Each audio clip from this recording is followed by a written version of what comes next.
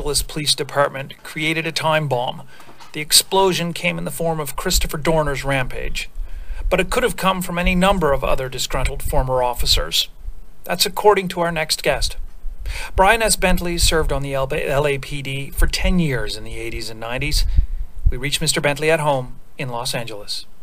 Mr. Bentley, you've said that it was only a matter of time before an LAPD officer did something like this. Can you explain that? Well, there are a lot of officers who have been terminated wrongfully. Then there's also a lot of officers who have been investigated and harassed because they haven't been able to conform to the LAPD system. And what I mean by that, and that is where you don't tell on your training officers, you don't tell on your partner, that you keep that code of silence. And once you break that code of silence, you're an outcast, and the department does whatever they can to try to silence you. And it's just a matter of time before officers just go off and commit a violent act. Usually, the officers that I've spoken to over the years, a lot of them who've had similar complaints, usually end up committing suicide. And you've said this, that you know other officers who also wrote manifestos, as did Chris Dorner, but they turned the weapons on themselves. Exactly. So I've spoken to other officers, and you know, we came to the sense that no one really wants to listen, wants to hear us, hear what we have to say, and it's going to take a tragic incident, probably someone getting killed, before someone listens to us. It's going to take an officer going crazy and killing a bunch of people before we're finally heard. The incident that Chris Dorner says that he witnessed and he wrote about in his manifesto, and that says what caused him to be fired from the force. He said he saw a beating of a man by a fellow officer. Do you know anything about that story? I read his manifesto. I don't know anything personally about it. However, I know for a fact that you cannot tell on your training officer.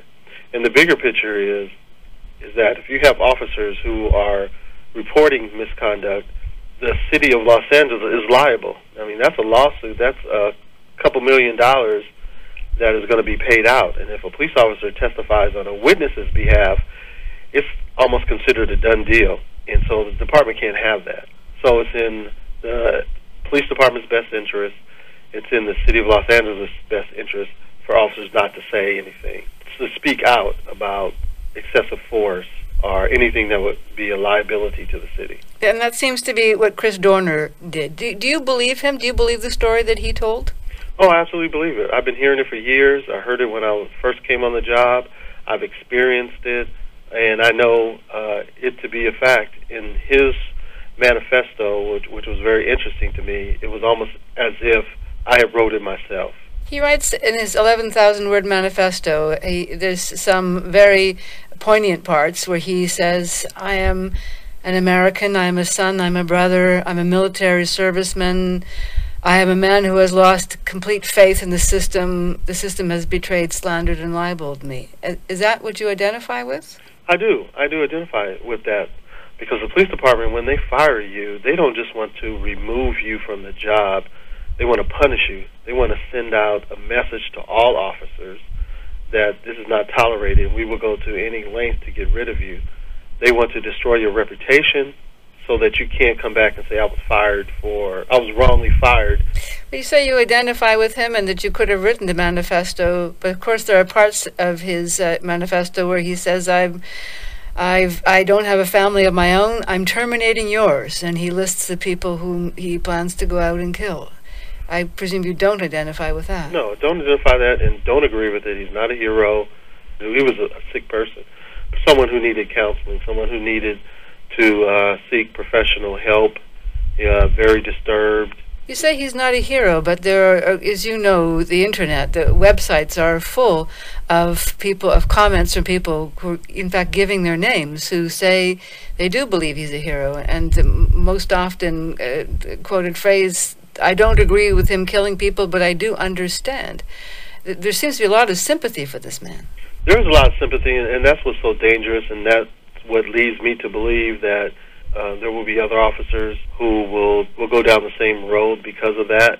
And also, now that the public sentiment has turned, you're going to see a lot of officers come out and speak and talk about their experience. You were on the force at the time of the Rodney King beating. You were there with Detective Mark Furman, who was the investigator for O.J. Simpson. We know that story. Right. That was a long time ago. The Los Angeles Police Department says it's fixed many of the things that you were describing. Do you believe the LAPD is changed? No, and Christopher Dorner has come out and said that, and it's obviously it hasn't changed. And why would they change it? And just because you promote a couple of minority officers does not change the view of people. And in my day, it was okay for people to come out and express how they felt. My training officer told me that he wasn't there to train me. He was there to fire me because I was black, and he felt that blacks and minorities don't belong in the job. They're only there because of affirmative action, and his job was to fire me because I slipped through the system. I slipped through the cracks. And that's how many officers feel. That hasn't changed. One of the most common sentiments I've heard in recent days is that people regretted that Christopher Dorner didn't survive to tell his story. Do you share that? I don't know if he would have shared his story. He wrote a letter. Yeah, I mean, that was his choice. He had the option of publicizing the letter and talking about it, but he didn't. He didn't want to talk about it, so there's no guarantee that if he had survived, he would have said anything. Maybe if he'd written a book like you did, he wouldn't have taken this course. I mean, I wish somehow he had contacted me. I wish I had an opportunity to speak to him before he did this. I think that I probably could have at least steered him in the right direction. However, that guy was so, his psychosis was so deep that he needed professional help. Mr. Bentley, I appreciate you speaking with us. I appreciate you, taking your time out to hear my story. All right, take care. Okay, thank you. Bye-bye. Bye. Brian S. Bentley.